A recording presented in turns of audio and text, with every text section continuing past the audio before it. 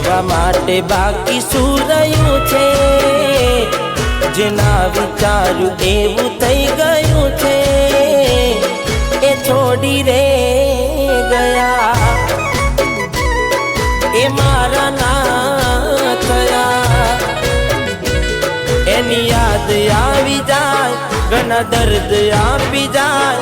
આજે મને દુખી જોઈને એ રાજી રાજી થાય. હવે ઉદાસ થઈને માગું મોત આજે, એકલો ના મારાથી જીવાશે એ કોણ જાણે.